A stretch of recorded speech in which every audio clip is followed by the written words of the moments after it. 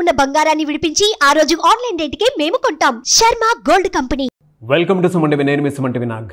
2025లో కనుక మనం చూసుకుంటే కర్కాటక రాశి వారికి ఎస్పెషల్లీ విమెన్కి వేదిక ఆస్ట్రాలజీ ఏం చెప్తుంది, ఎలాంటి జాగ్రత్తలు వహించాలి అండ్ జనరల్గా ఏ మంత్ ఏ విధంగా ఉంటుందనేది ఈ వీడియో మొత్తం పూర్తిగా చూడండి, స్కిప్ చేయకుండా. మీ ఇంట్లో చాలామంది అంటే పిల్లలు కూడా ఉంటారు, సో వాళ్ళకు కూడా ఒకసారి ఎలాంటి జాగ్రత్తలు పాటించాలి అనేటువంటి దాని మీద కూడా అవగాహన వచ్చేలాగా మీకు క్లారిటీ వస్తుంది. జాతక చక్రం ప్రకారం ఫర్దర్గా ఏదైనా కావాలి అనుకుంటే, ఎవరైనా వేదిక ఆస్ట్రాలజీ త్రూ వెళ్ళాలి అనుకుంటే మాత్రం వెళ్ళొచ్చు. సో కమింగ్ టు సబ్జెక్ట్, ఈరోజు మనతో పాటు వేదిక ఆస్ట్రాలజర్ ఉమా గారు ఉన్నారు. అది వారి మాటలో అడిగి తెలుసుకుందాం. నమస్కారం సార్. నమస్తే అండి. కర్కాటక రాశి వారికి కనుక మనం చూసుకుంటే 2025లో ఎస్పెషల్లీ విమెన్కి ఎలా ఉంటుంది అండ్ వారి గుణగణాలు అసలు ఎలా ఉంటాయి జనరల్గా? కర్కాటక రాశి అంటే పునర్వసు నక్షత్రం 4వ పాదము, పుష్యమి, ఆశ్లేష నక్షత్రము, మొత్తం ఈ 3 కలిపి కర్కాటక రాశి. సో ఇందులో మనం ఫోకస్ చేసేది ఆడవాళ్ళ మీద. సో ఆడవాళ్ళు ఎలా ఉంటారు, వాళ్ళ క్యారెక్టరిస్టిక్స్ ఏంటి అంటే, ఇక్కడ కర్కాటకానికి అధిపతి వచ్చేసి చంద్రుడు. సో మనం చూస్తే చాలా సాఫ్ట్ నేచర్ అండి, అంటే చాలా సెన్సిటివ్ పర్సనాలిటీస్ ఉంటారు. కర్కాటక రాశి వాళ్ళు చాలా ఇంట్రోవర్ట్ మైండెడ్, అంటే బయటికి ఎక్స్ప్రెస్ చేయలేరు, అంటే చాలా సిగ్గు, చాలా సాఫ్ట్, అదేవిధంగా చాలా ఎమోషనల్గా ఉంటారు. సో దేన్ని కూడా అంత హ్యాండిల్ చేసేటువంటి పర్సనాలిటీ కాదు, కానీ విపరీతమైన కోపం కూడా ఉంటుంది. సో అది కూడా గుర్తుపెట్టుకోవాలి. ఎందుకంటే ఇక్కడ కుజుడు నీచపడతాడు ఈ కర్కాటకంలో, కాబట్టి విపరీతమైన కోపం ఉంటుంది. సో ఆ కోపం వచ్చినప్పుడు మాత్రం దాన్ని కట్టాలు తెంచుకున్న ఆవేశం ఉంటుంది చూసారా, ఆ రకంగా ఉంటుంది. వీళ్ళని హ్యాండిల్ చేయడం చాలా ఈజీ, కానీ ఒక్కసారి వీళ్ళని కదిపితే, ఏదైనా ఇబ్బంది పెడితే, ఇన్సల్ట్ చేస్తే మాత్రం విపరీతంగా టార్చర్ కనబడుతుంది. అందులో ఎస్పెషల్లీ ఆశ్లేష నక్షత్రము, ఈ కర్కాటక రాశి ఉండే స్త్రీలు ఆశ్లేష నక్షత్రం వాళ్ళైతే వాళ్ళని భరించడం చాలా కష్టం, వాళ్ళ మూడ్ స్వింగ్స్ని తట్టుకోవడం చాలా కష్టం, వాళ్ళ కోపాన్ని, వాళ్ళ టెంపర్ని తట్టుకోవడం చాలా కష్టం. సో ఎక్కువగా మేజర్గా కర్కాటక రాశిలో ఆశ్లేష నక్షత్రం వాళ్ళకి కనుక కాలసర్పదోషం ఉందనుకోండి, ఇంకా చేసుకునే భర్త అయిపోయినట్టే. ఇంకా విపరీతమైన టార్చర్ ఉంటుంది.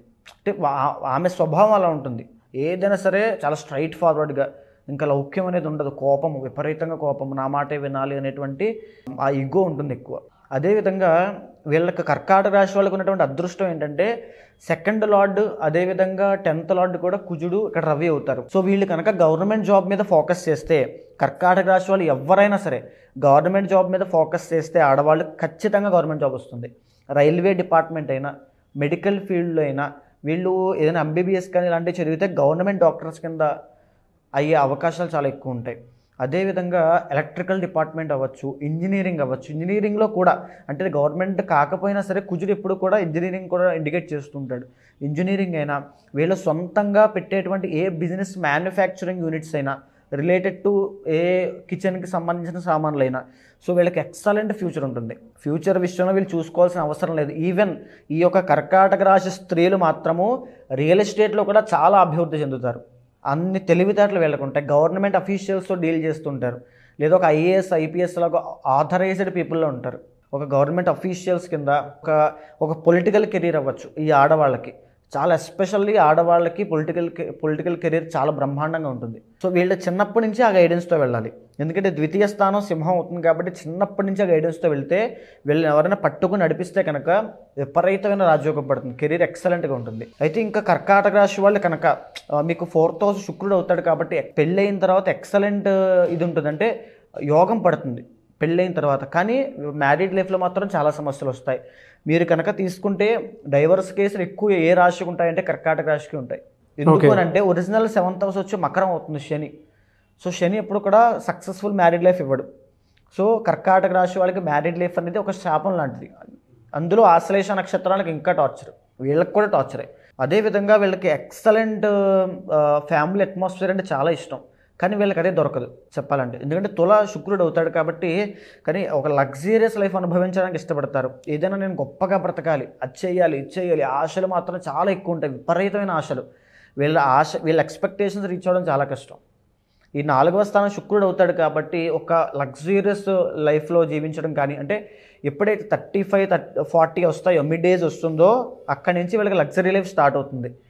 అంటే ఈ యొక్క విలాసవంతమైనటువంటి ఒక ఇంట్లో జీవించడం, ఒక లగ్జరియస్ లైఫ్, ఒక పాష్ లైఫ్, ఒక లావిష్ లైఫ్లో బ్రతకడం, ఒక కార్లు, బంగ్లాలు, ఇవన్నీ వచ్చేస్తాయి ఆటోమేటిక్గా. వీళ్ళకి పడినటువంటి కష్టానికి రిఫ్లెక్షన్ అంతా కూడా మిడ్ ఏజ్లో వస్తుంది. అదేవిధంగా వీళ్ళకి కర్కాటక రాశి వాళ్ళకి ఇంకొక ఇబ్బంది ఏమిటంటే సంతానంలో ఇబ్బంది అయ్యేటువంటి అవకాశాలు చాలా ఉంటాయి. సో మేజర్గా మనం చూస్తే పీసీఓడి పీసీఓఎస్ అంటాం కదా, సో అది బ్లడ్కి రిలేటెడ్ వస్తుందండి. సో ఆ బ్లడ్కి సంబంధించి ఈ యొక్క సంతాన ప్రాబ్లమ్స్ అని కూడా కర్కాటక రాశి స్త్రీలు ఎస్పెషల్గా చాలా జాగ్రత్తగా ఉండాలి. వాళ్ళు తీసుకునేటువంటి డైట్ చాలా ప్రాపర్గా ఉండాలి. ఎక్సర్సైజ్ అయినా సరే, డైట్ అయినా సరే చాలా ప్రాపర్గా ఉండాలి.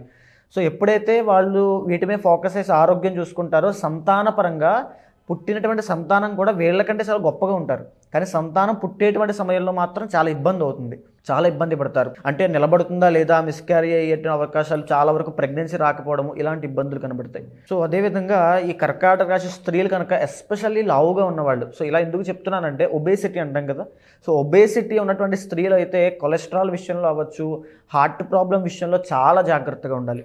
సో ఎందుకంటే ఒరిజినల్ 6th హౌస్ వచ్చేసి వీళ్ళకి ధనస్సు అవుతుంది గురుడు. సో చాలా ఎఫెక్ట్ చూపిస్తాడు హార్ట్ మీద.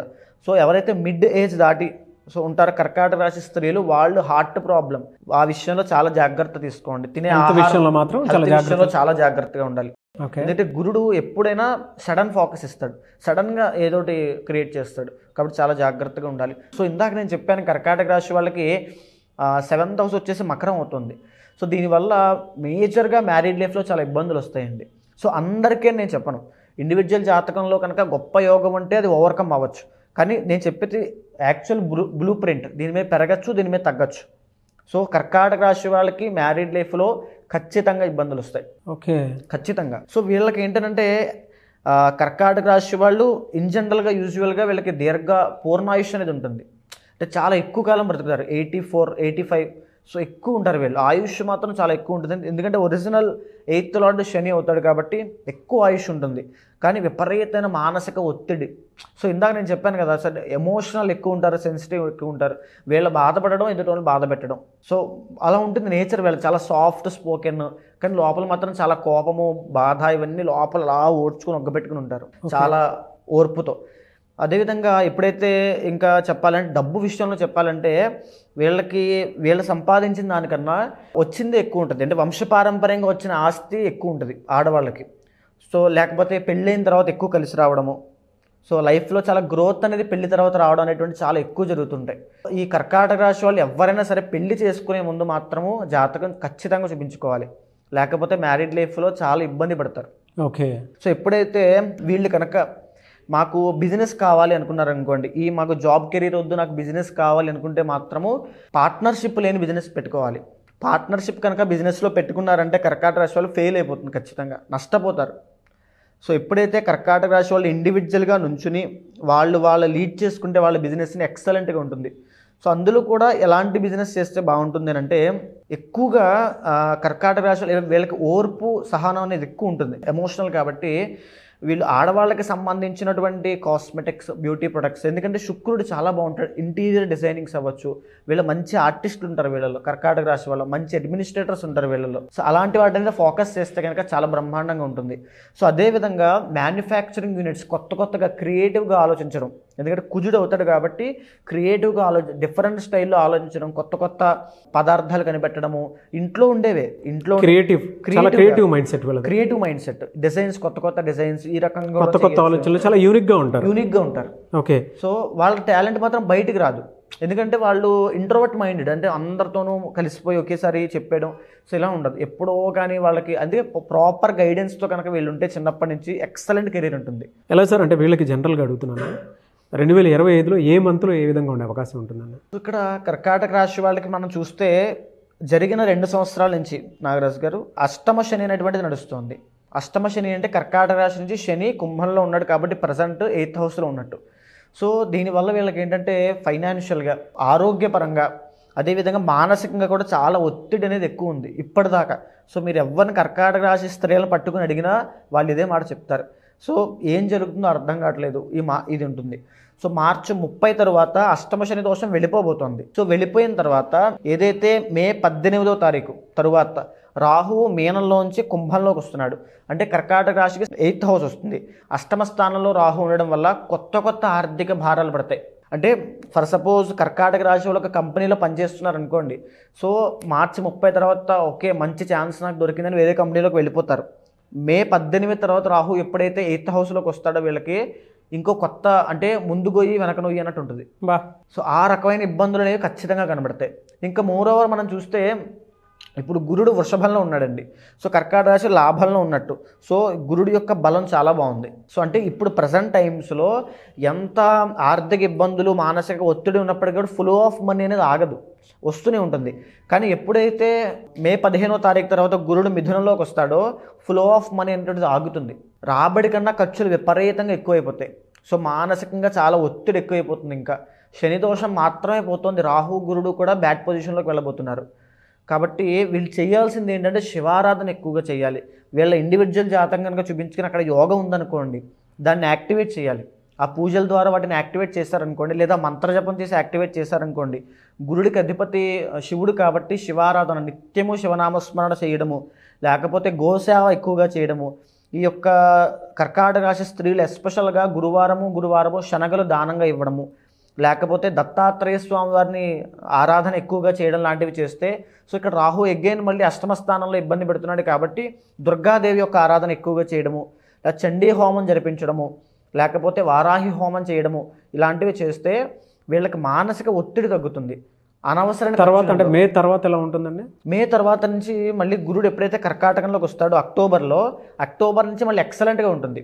మళ్ళీ వీళ్ళ ఫైనాన్షియల్ స్టేటస్ అంతా కూడా మళ్ళీ అక్టోబర్ వరకు, అక్టోబర్ దాకా స్తంభించిపోతారు. అంటే డబ్బులు ఆగిపోతాయి, ఖర్చులు ఎక్కువైపోతాయి, ఏం చేయాలో అర్థం కాదు, వెనకాల సపోర్ట్ దొరకరు, ఎందుకంటే అష్టమ స్థానంలో రాహు. మరి రెమెడీ ఏంటి సార్? అంటే రెమెడీ ఏంటి సార్? సో రెమెడీ ఏమిటంటే చండీ హోమము, మహాలింగార్చన ఇవి ఉంటాయి.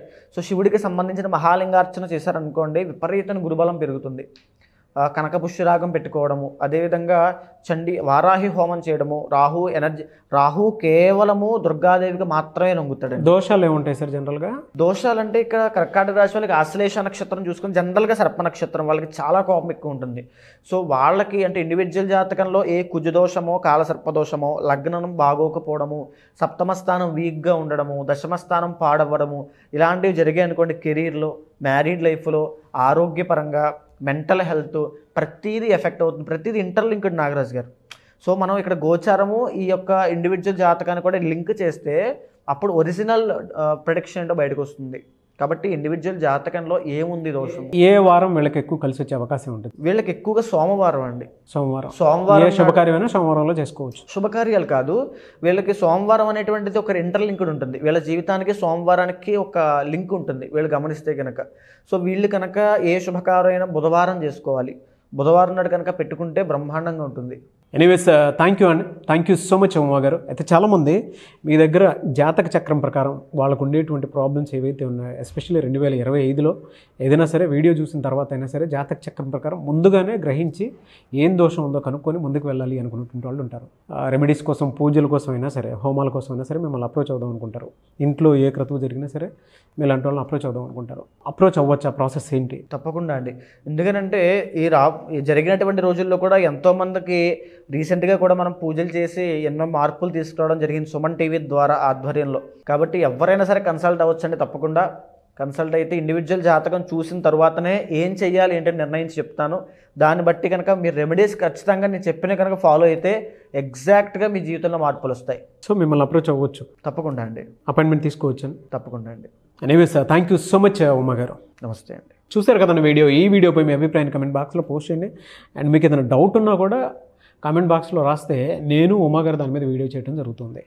ఆ విధంగా సరే మీరు అప్రోచ్ అవ్వచ్చు. ఒకవేళ మీరు స్వతహాగా అంటే ఇప్పుడు స్టార్ట్ అయింది కాబట్టి జనవరి నుంచి ఎవరైనా సరే జాతక చక్రం ప్రకారం కనుక మీరు చూసుకొని మీకు ఏదైనా దోషాలు ఉంటే వీడియో మొత్తం చూసిన తర్వాత ముందుకెళ్ళాలి అనుకుంటే, అపాయింట్మెంట్ బుక్ చేసుకోవాలనుకుంటే స్క్రీన్ మీద కనిపిస్తున్నటువంటి కాంటాక్ట్ నెంబర్కి కాల్ ఆర్ మెసేజ్ వాట్సాప్ చేసి మీరు అపాయింట్మెంట్ బుక్ చేసుకోవచ్చు ఉమా గారిది. అండ్ ఇలాంటి మరిన్ని వీడియోస్ కోసం మా ఛానల్ ఫాలో అవ్వండి. Thank you.